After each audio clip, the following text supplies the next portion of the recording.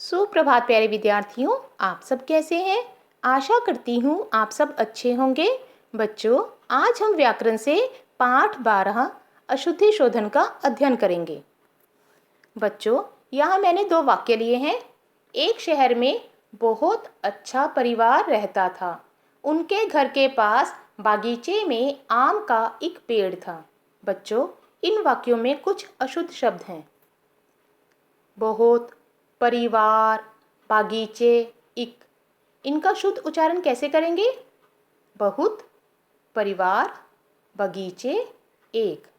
बच्चों, अगर शब्दों का उच्चारण शुद्ध रूप से ना किया जाए तो लिखने में भी अशुद्धियाँ हो जाती हैं, क्योंकि हिंदी एक ऐसी भाषा है जिसे जैसा बोला जाता है वैसा ही लिखा जाता है। तो बच्चों, इसलिए भाषा को शुद्ध रूप में लिखने के लिए उसका शुद्ध उच्चारण करना बहुत ज़रूरी है।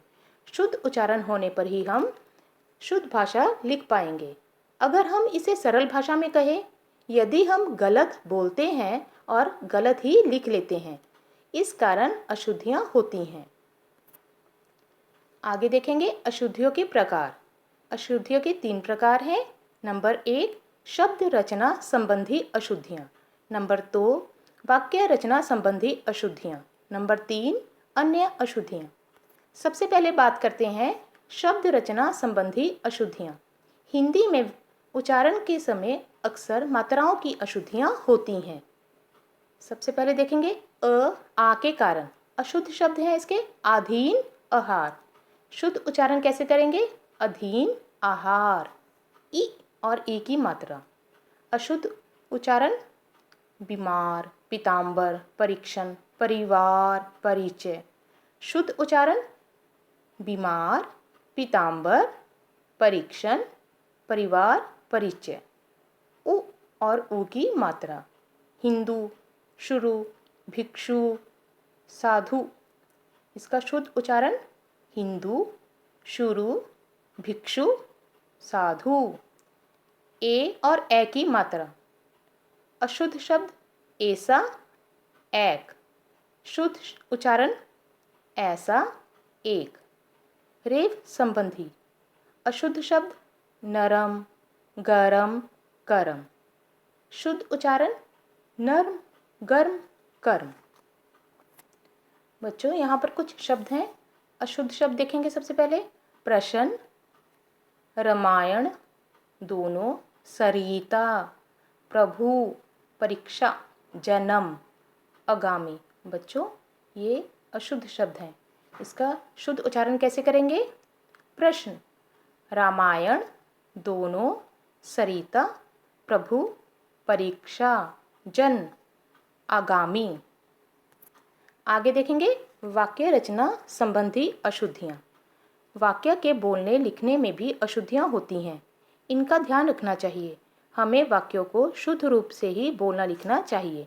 शुद्ध वाक्य में शब्द, लिंग, वचन, पुरुष, कारक के अनुसार ही लिखे जाते हैं।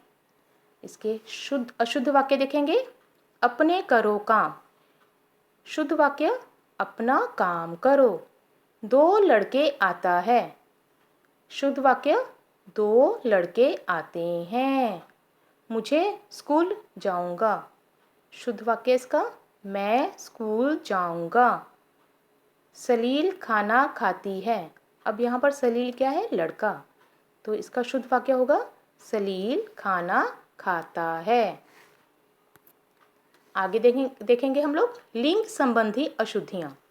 अशुद्ध वाक्य ममता गाना गाता है। यहाँ ममता क्या है? लड़की। तो इसका शुद्ध वाक्य होगा ममता गाना गाती है। वे सब बच्चे आ गई।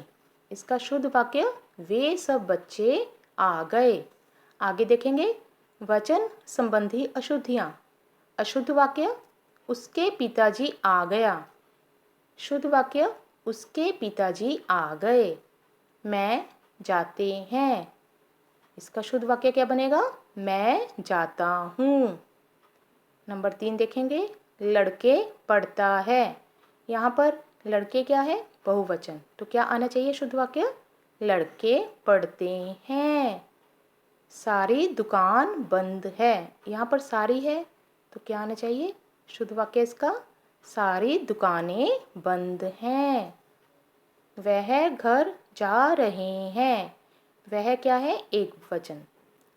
वह घर जा रहा है, इसका शुद्ध वाक्य ये बनेगा। आगे देखेंगे अन्य अशुद्धियाँ।